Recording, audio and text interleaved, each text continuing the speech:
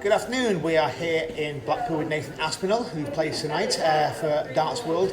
Nathan, welcome. Thank you for your time. So, thoughts tonight, MERV King. Yeah, it's going to be a tough game. Played him 2 years ago in the same tournament, and he turned me over. Played him once since then, and he battered me. So I'm going to have to play well tonight. I kind of picked my form up a bit in the last lot of Pro Tours, feeling quite confident. So yeah, I think if we go there, play my game, I can get the result. Good year so far. Say quarterfinals in the Masters, semi-final in the Premier League. How do you feel coming into this now? Yeah, it's kind of been an up and down season really. I've had a few good results, a couple of semi-finals in Pro Tours, but I don't feel like I'm playing like I was 2 years ago. There's common knowledge that this COVID has kind of affected me with regards to the crowd and stuff. But yeah, tonight's the first night back to a bit of normality, full crowd, full walk on. So hopefully I can thrive off that adrenaline and start playing how I used to play 2 years ago. Yeah, you're a player that really feeds off the crowd energy. Is that a big factor? Would you say you've been affected, probably not the most, but one of the players who've been affected by the crowds not being involved? Yeah, definitely. For me, I'm still new to this level of dart, so the buzz that I get when I walk on still is unreal. The feeling you get when you're on that walk on that stage, all these people singing your name, you can't describe it, and that kind of been taken away from us for 2 years. So yeah, I think I've suffered, but I've tried everything in my power to keep positive, try and get the results, which I have got a few good results this year, like I say, back-to-back player finals without the crowd, in the Premier League, obviously the quarter-final Masters, a few decent runs in Pro Tours, but I need to get back to winning trophies, which is what I do, and hopefully we can start it this week. You mentioned obviously the walk on there. You've got a walk on the song, which is the crowd favourite, yeah. Mr. Brightside. So what does it feel when you're walking on and you've got a full crowd singing that song back to you? Because we all know the words. Yeah, well, I've only just learned, but it's something, especially in Blackpool, because it's my local tournament. So this is only my second time at the Winter Gardens. When I walked on 2 years ago with MERV, wow, the song had finished. I was halfway through my first leg and I was still singing the song. That might have been a bit of a factor why I was like 4-1 down at the break, because the hairs on my arms were standing up. But it's just an amazing feeling. That's what, as a kid growing up, you want to be, I won't say centre of attention, but you want to feel like you are somebody. And when you're doing that walk on for that 2 or 3 minutes, you feel really special. And yeah, I just can't wait to do it again tonight. So third match play appearance, second one here obviously because last year was Milton Keynes, and you've not yet won in the match play. No. Is that on your mind? Do you ever think about that at all? Nah, because I think I played really well at both games. To be fair, the two lads that beat me both years, obviously Dimmy went on to win it. I think I had like over 100 averages that game.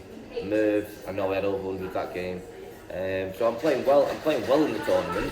Everyone can play better. So yeah, hopefully I can get the wrongs right tonight, get my first win, and I think obviously once that win's done, hopefully settle into the tournament. But it's tough. It's a tough lineup this year. I don't think you've ever seen a tournament like this year. You can't call any game, and fingers crossed it's me lifting that trophy come Sunday. If not, whoever does do it, fair play to the guy, because they're going to have to play bloody well. When the draw comes out, obviously you've got MERV King, and the dart players just look at their quarter. Is that what you do, generally speaking? You look at your path, look at your quarter as well? I think, for me personally, I look at my first game and obviously who I would face second game if we were to win. I don't look any further than that. You know who you got, you know who's in your quarter, but I think if you start going too far ahead, then problems can happen. So first and foremost, get tonight's job done, and then like I say, it's either Gary or Steve Bunting. Always have great games with Gary. Not really play Steve that much, but like I say, first and foremost, get the job done tonight, and then we can look forward to that. So your game 2, which is probably around about 8:15. So you know what time you're on. What's your prep then today? When do you actually start prepping for that match? We're here in a village hotel, so my prep started about 10 o'clock to be fair. It's not often we get the luxury to have a hotel with spas, etc. So I had a bit of a swim. I've had half an hour in the sauna, and a couple of interviews. Dinner's normally about 2 o'clock, and then go back to my room, and then I'll have a shower, get changed, and we'll head over to the venue about 4 hours before. There's normally a few little bits and bobs that you have to do, a bit of charity stuff, and then the prep will probably start about 4:30 for the game. I know, luckily for me tonight, Darryl's in my session. I'm a big mate with Darryl Gurney, so we'll practice together all night and yeah, get ready for the game. And many family and friends going down tonight for the to support you? My granddad's coming tonight, and my stepdad. It's dead hard because normally we have like 6 passers. Obviously we're still in the COVID situation, so we're only allowed 2, which is, I want happy because like this is the tournament that my family come to more than most because it's only half an hour down the road, but unfortunately it's what it is. So yeah, got Grandad and Jamie coming tonight, and then fingers crossed if we get the win tonight, then my missus and my daughter will be coming down on Wednesday. So your Grandad's a bit of a celebrity, isn't he, I suppose? Well, he's more famous than me in Stockport, I'm not going to lie. He, yeah, ever since that UK Open moment, he's everywhere I go, I was Grandad. And yeah, he loves it. I'm living his dream. He was a big dart player all his life. He's been a massive dart player. Played county level, and he's always wanted to do what I'm doing. So it's kind of nice that I'm living his dream, and he's living it with me as well.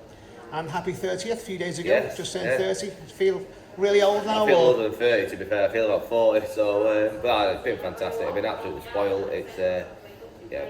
It's a milestone, it's 30. My party's been going on, my birthday's been going on for a week. It started last Friday.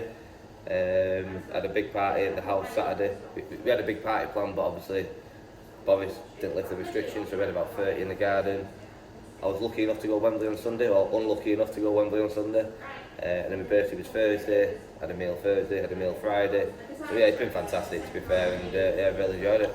So finally, hopefully your birthday can carry on for another few days, and come Sunday that could be the ultimate present for you. It would be. You know, every player wants to play in the match play. It's one of the biggest tournaments in darts, and obviously what Phil Taylor did in the match play, obviously the trophy's named after him now.